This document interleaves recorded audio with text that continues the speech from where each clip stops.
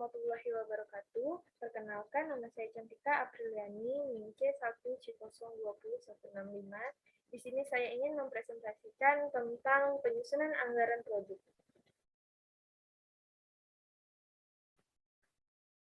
Pengertian anggaran produksi.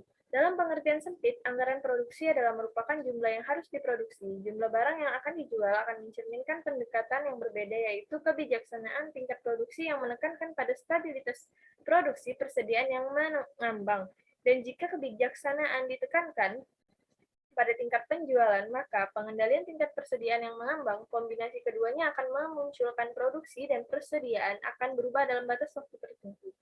Anggaran produksi disusun dengan memperhatikan semua kegiatan produksi yang diperlukan untuk menunjang anggaran penjualan yang telah disusun. Rencana produksi meliputi penentuan produk yang harus diproduksi untuk memenuhi penjualan yang direncanakan dan mempertahankan tingkat persediaan barang jadi yang diinginkan.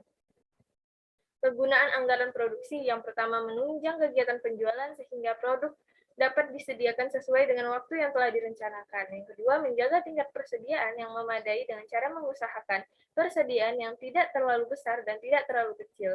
Yang ketiga, mengatur produksi agar biaya-biaya produksi dapat ditekan seminimal mungkin.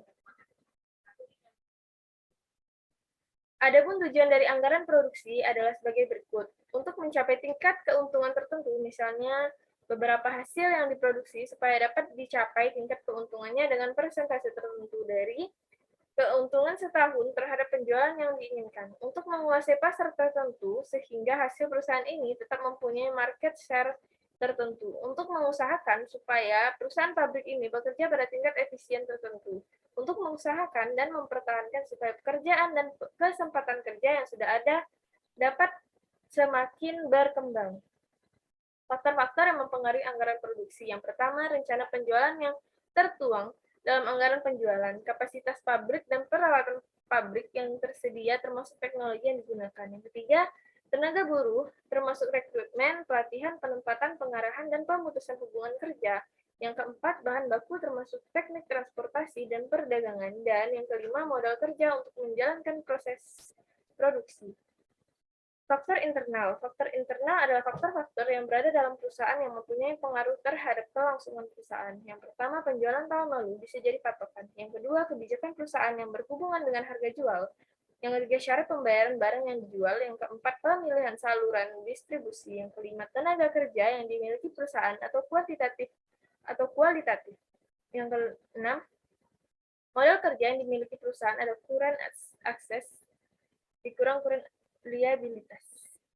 Fasilitas yang dimiliki perusahaan, kebijaksanaan perusahaan yang dimiliki perusahaan di bidang lain-lain.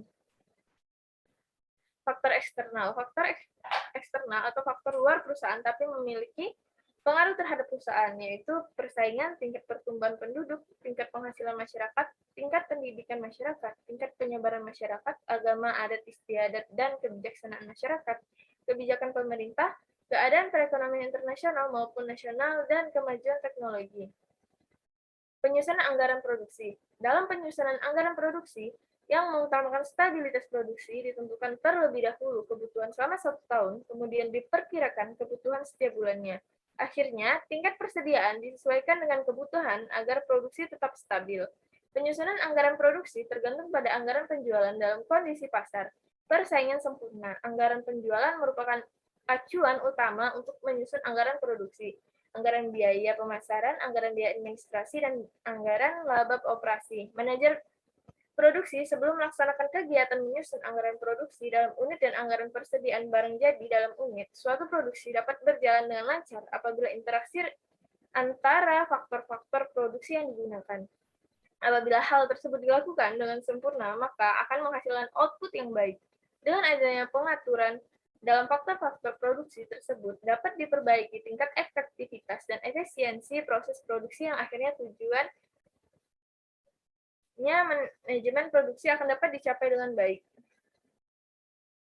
Dalam menetapkan prosedur perencanaan, maka pimpinan harus memperhatikan tahapan-tahapan sebagai berikut, yaitu menetapkan tujuan maupun serangkaian tujuan, merumuskan keadaan